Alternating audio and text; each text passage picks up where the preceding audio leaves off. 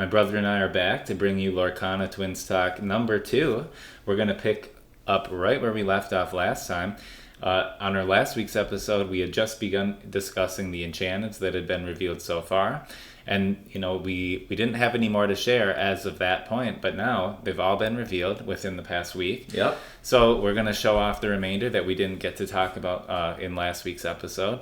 And then we're going to talk about some cool new things that we saw today, revealed by Ravensburger. Yep, so right off the bat, we have Aurora, Waking Beauty, and I think this instantly, the moment I saw it, became one of my chase cards of the set for sure.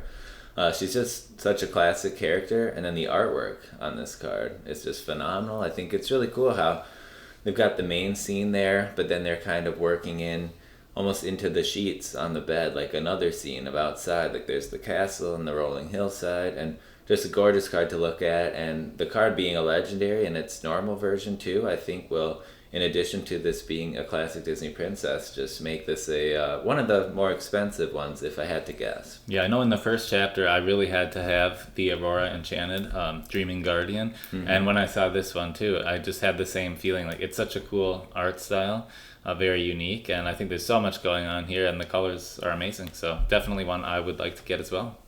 And next up is Donald Duck, the Flustered Sorcerer.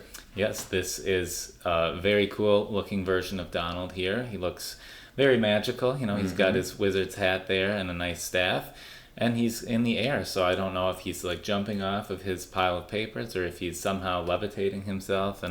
But yeah, he looks like a fun card. I really dig the overall vibe that this one presents. Yeah, I think it's really cool too that, he has such a unique ability. It's kind of the first of its kind in this game, requiring opponents to get to 25 lore to win the game while he's in play. And so I do think a lot of times Enchanteds like to showcase some of the characters or cards that get a unique mechanic that's kind of new to the set or being introduced in the set. So very cool to see. I do love the art and kind of the sorcerer take on Donald. Next up, here's Radigan, Nefarious Criminal. He is Storyborn Villain, and he is a 4-cost 3/3. And again, he has an ability it's kind of new. I mean, we've seen some things like this where you can get lore when certain conditions are met. But again, just a nice look at Radigan, who is quite the villain from his film. And just a different artwork. Like to see it there. He's very spotlighted up on stage. Yeah, I like the way they draw the focus onto him in that way. And so that's another one to look out for all you Radigan fans out there. I know Lorcana Villain is definitely one, so he will be very happy to open that, I would imagine. Next up, we have Jafar, Newly Crowned, and this is definitely one of my top 3 Enchanteds for the set that I would like to get. I love how the background is showing kind of what currently Archazia's island may look like, and then what it may look like in the future under Jafar's control. I love how the tree is kind of withering there in the top right, and how the tower is kind of taking on the form of his serpent staff. So I really hope to get this one as well. Just a lot of fun stuff happening here. Yeah, and you wonder if he's really causing those changes to the buildings and the trees, or if he's just kind of casting an illusion so that that's what everyone else perceives or sees it as. Since the illusions is a new mechanic kind of related to Jafar in this set. His staff is glowing as well, and a lot of magical energy is happening. So, that could be partially the cause. We'll have to see. Very cool right there for sure. And next, All Is Found. Now this is in action. And there you go. You can see it's an image from Frozen 2. And just a very sweet image there. And I've heard a lot of people are very excited for this one. And the ability on the card too could make this a very playable action in the right deck. And I think, when cards are playable, that can make them even more costly where Enchanteds are concerned. But just a gorgeous image too. Really like that. And Frozen is such a big franchise, big IP within Disney. So. Yeah, I think anytime you can, sing to gain some tempo here, and I could even see this in maybe like a Steel song that's playing, or it's Steel Sapphire that's playing Whole New World, because that's going to put a lot of cards in your discard, and then later if you can just sing this to get 2 more cards into your inkwell, like that's a quick ramp mechanic as well. So yeah, and I really also like the art here. Just looks like a great scene from Frozen. Yep. And next up, take it away with this one. We have Mickey Mouse, the Inspirational Warrior. So this character is going to be very interesting. If your opponent has this down, you'll definitely have to try to avoid letting them play a character for free off of his effect. But yeah, he looks like he's having a lot of fun, maybe jumping from those platforms that you see in the background there. Oh, yeah. And I've noticed, with these Enchanteds, a lot of them have bushes with some white flowers on there. So that seems to be a theme across Archazia's island. And yeah, fans of Mickey will be pretty excited for this one. It's a cool effect and nice looking card. Yep. And I thought it was interesting, too, because Mickey had an Enchanted from, maybe it was set 2, or one of the previous sets. Maybe set 3, actually, I think. And in that one, the trumpeter. Yep, in that one you can exert him and pay 2 to play a character for free. So it's kind of interesting that both of these Mickeys have a similar type of effect where you're getting a big cost reduction on playing a character. And that one costed 4, so this one costing only 2. Well, we'll see if that makes an impact on how many people try to play this one. Right, because the other one didn't see a whole lot of play. But yeah, it's a cool This card. one might see more for sure. And up next we have Mirabelle Madrigal, musically talented. So this right there, another gorgeous piece. And we saw recently in the set 5 you had the Mirabelle card for the championship promo and playmat. And so also with all the Madrigal cards that came out in set 4 and 5, there's been a lot of that. But it's really cool to see her here in a very potentially powerful looking card in the right deck. She can return a sound card with cost 3 or less from your discard to hand when she quests. And the art on this one is just very gorgeous too. I do think in terms of playability, maybe the stat line's not the best for costing 6, but you can shift around 4. So, we'll see. And it's always kind of fun when an archetype of a deck like the Madrigals, for example, has a nice Enchanted that you could play this as kind of a showpiece for that deck and, just give you a little extra excitement to be playing with the Madrigals. Mm-hmm. Next up, we have Belle, Mechanic Extraordinaire. And this was, I think, the second to last Enchanted that got revealed. So it was kind of cool. We figured there might be a Ruby Sapphire one left, and was kind of debating if it was going to be Belle or Beast, and turned out to be Belle. So I really like the vibe of this. You can kind of see the water maze from the Azurite Sea set in the background there.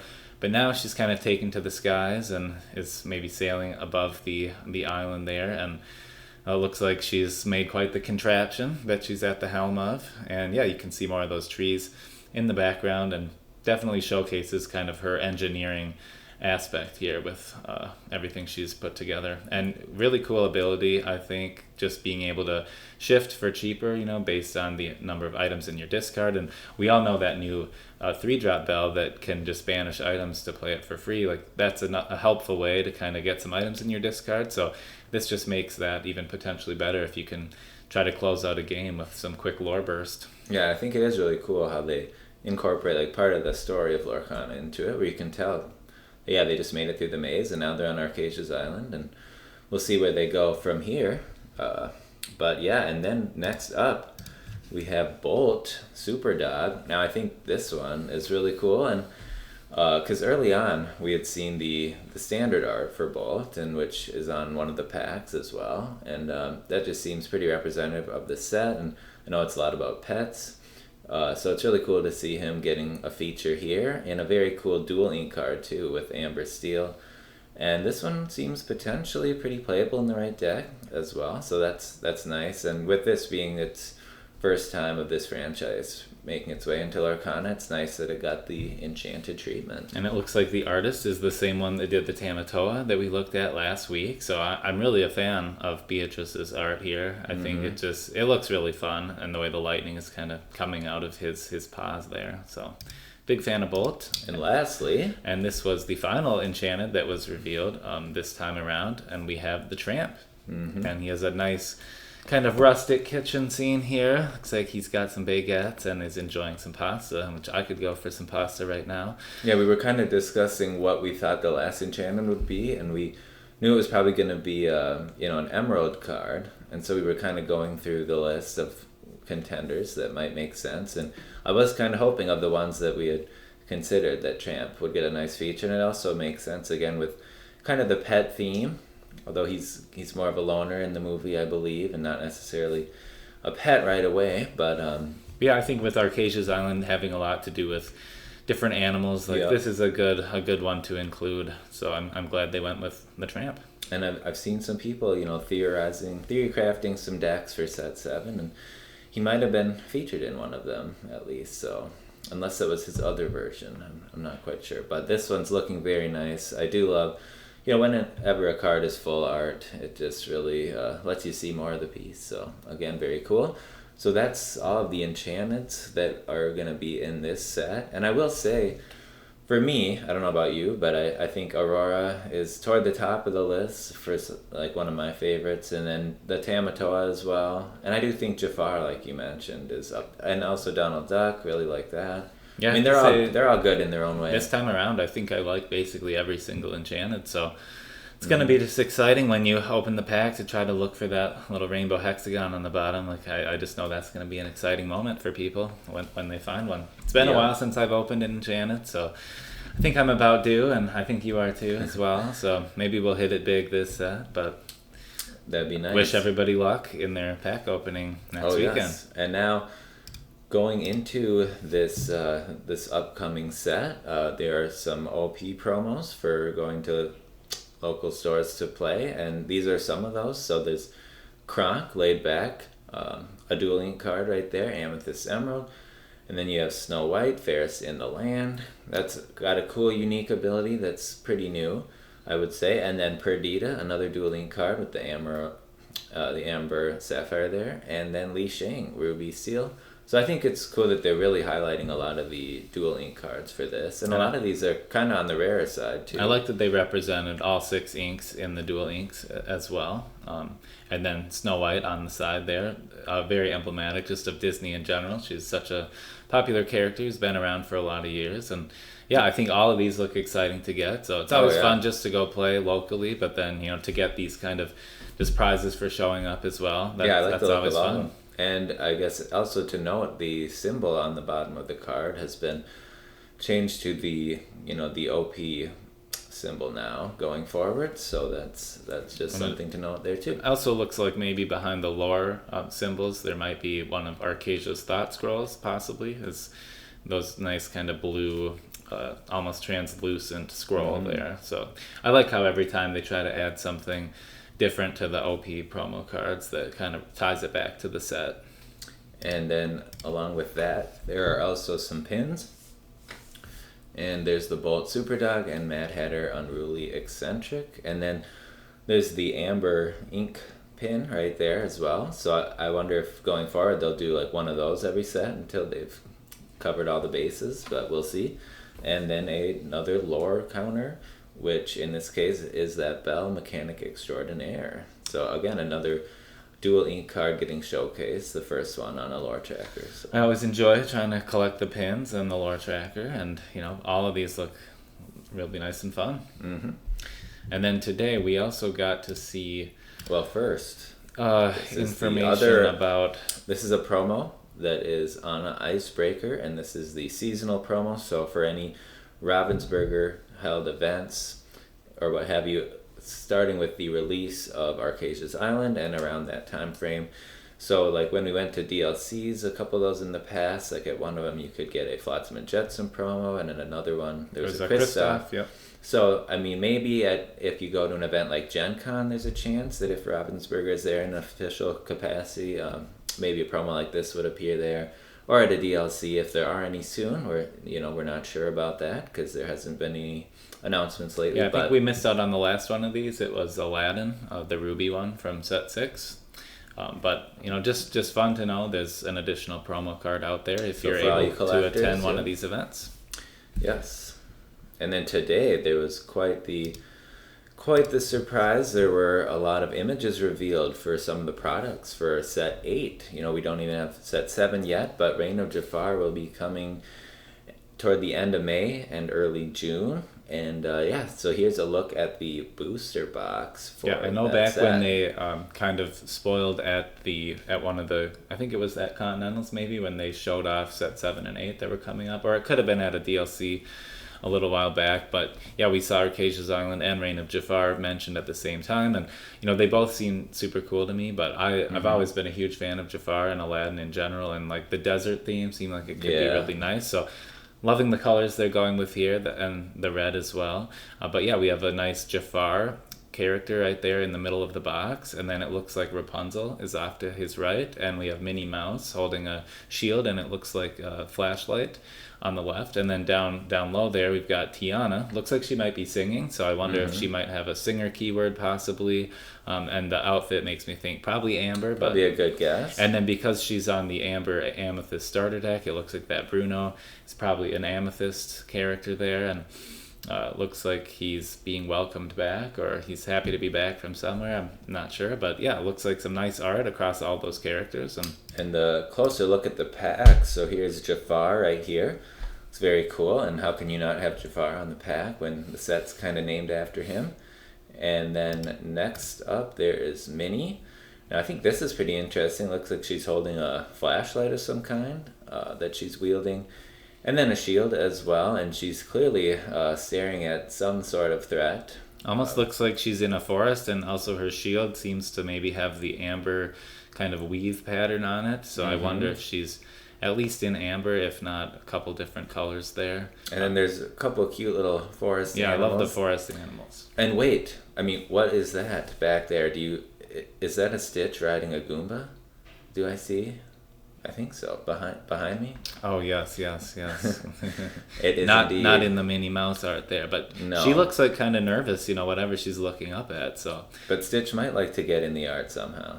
He has been in the game a bit, but I'm sure if he could do some trickery, he could find his way in there. But lastly, we have Rapunzel. And again, she's got an interesting outfit on. Looks like she's ready for adventure. Maybe a little more appropriate for the sands, the climate that they might find themselves in. Looks like she'd do just fine in that. And she's swinging from her hair, so I don't know what she's trying to scale or climb up, but I'd be willing to find out. She's got some interesting things she's reaching for in her bag, so have to see if that's ever mentioned in maybe the flavor text of kind of what she's doing there, or if we can figure it out later when more of the cards are shown. But yeah, she looks cool. And then there are going to be some new decks, single player decks. So on the left here we have looks like Amber Amethyst single player deck, and it has the Tiana and the Bruno that were pictured on the booster box. And then on the right we have a Ruby and Steel starter deck, or a single player deck, and it has Mulan holding one of her cannons there. And then also Stitch. Looks like he's in the middle of a blaster fight. So he is making his way into set 8 after all, and I really think that image of Stitch is really cool. Wielding at least 3 blasters. Yeah, he looks a little more wild there, kind of how he was when the beginning of Lilo and Stitch, the movie starts, yeah. Yep, but yeah, just a couple single player decks now, so they're not called starter decks anymore, so I do wonder if they'll still be similar, or if they're going to try to make them slightly more competitive. We'll see. But yeah, I mean, looks cool, and always a good gateway, entryway product for people that are getting into the game. Just to have a nice pre-built deck that you can just grab and play. And what might you want to play on? Well, a couple new playmats. When I saw the Hades playmat, I just knew. Yeah. I really need that one for a couple of reasons, because I don't have I feel the same. an Emerald playmat yet. I know way back in set 1, I think there's only been one so far, and it was the Mickey Mouse. Yep. And we both really wanted it, but I eventually settled for the Maleficent, which isn't really settling because she's amazing too. Oh, yeah. But I do need an Emerald playmat now so that I can, whip this out when I want to play my Emerald decks. And Hercules has been one of our favorite movies for Disney for a long time. It has. It's hard to not like that piece of art right there. It's pretty epic, and definitely looks very, very Emerald as well with the color scheme. So really cool to see that. And I love playing this a Megara deck, where you try to ready her a bunch of times with Hercules. Lately, that's been something I've been doing in multiplayer. So, if only I had this mat right now, I could even just enhance the I did try the theme. that Hades card right there, that legendary Emerald Hades, and it's definitely an interesting one. Tried it in multiplayer because it really doesn't see much play on the competitive side of things, but yeah, it can do some interesting things. It's one of those cards that it might get better and better, because eventually there'll be some really big things maybe that he can cheat out faster. And then for all you Rescue Rangers fans, there is a playmat for that as well, and we've seen this artwork on one of the boxes that came in the OP kit as well, and it was also one of the promo cards from the current set. So I think it's a great piece of art too, especially I love the kind of the sun glow in the background and how they're all flying right at us, And you've got the whole gang there, so that's cool. Yeah, it's fun. And then we have the Trove. I always think the Trove is one of the funnest products to buy. Usually I try to get one every set just to collect, and it's nice that it comes with the 8 packs, and lately some really cool dividers and dice. And it's great for storage too, just to kind of store your cards.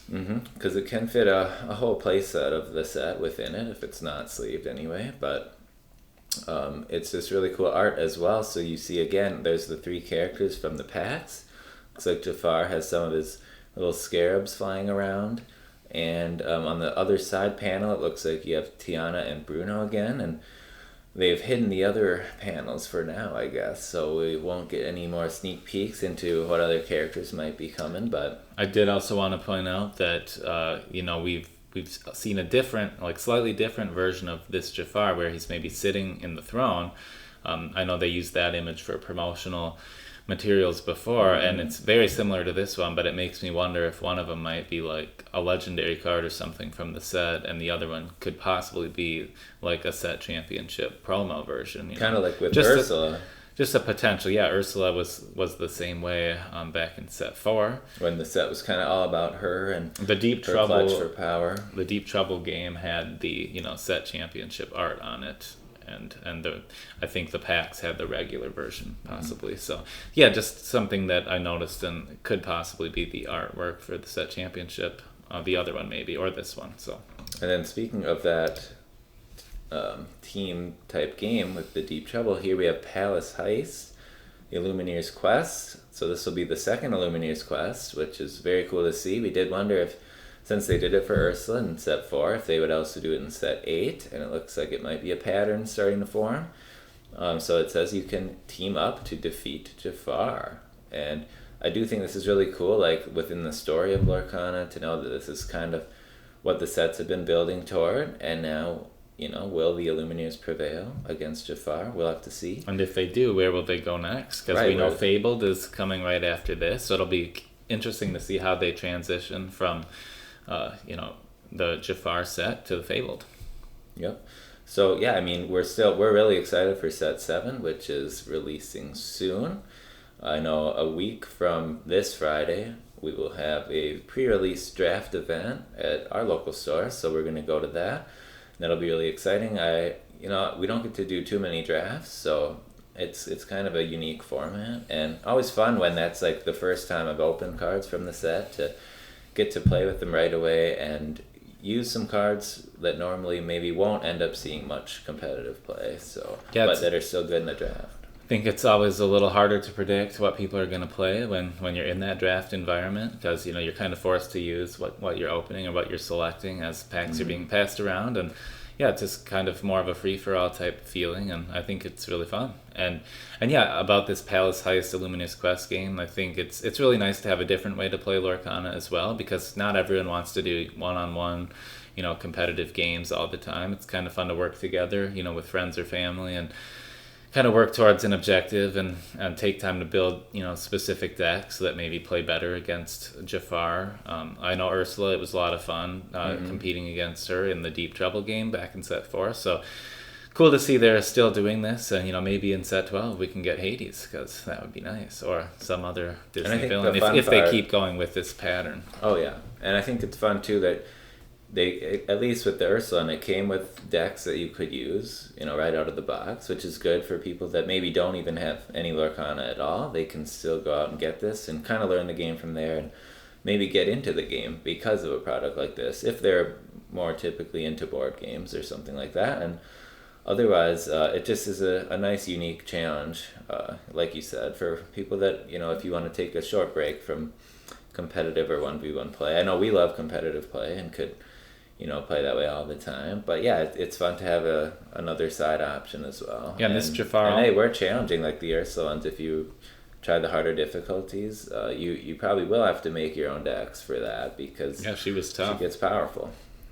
Yeah, and this Jafar, I think he looks really cool, almost like maybe he's an illusion or he's almost made out of sand, it looks like, because there's some wisps of sand coming off of him in various places. And yeah, it looks like the Illumineers there they've got quite the task ahead of them to take him down. And I remember with the Ursula one, at the end, when you complete the task of defeating her, then you get a prize card that was actually a card from crown, I believe, from a future set.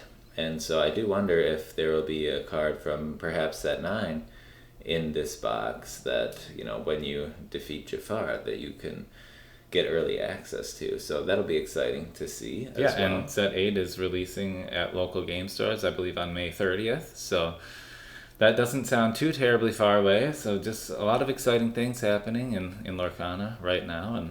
And hopefully as well we can look forward to some competitive events later in the year. And but yeah, for now it's exciting to have this new information and products to look at, and just keeps the excitement building. So yep. So if you want to, in the comments, just maybe, what Enchanted are you the most excited about for set 7? If you could open any one, I'd be curious to know. Yep, it can be anyone we showed today or anyone from our previous video. And if you didn't see our previous video, feel free to check that one out too, to kind of see what we thought about the other ones. And we'll see what happens for next week in terms of any surprise announcements. This one today kind of came out of the blue for set 8, so who knows? But otherwise, we're all just kind of getting ready for that set 8 release, or set 7 release, I should say, and it'll be here next week. So not sure what'll pop up in the meantime, but if something does, we will cover it in our next video. And until then, thank you for watching, and yeah, happy questing.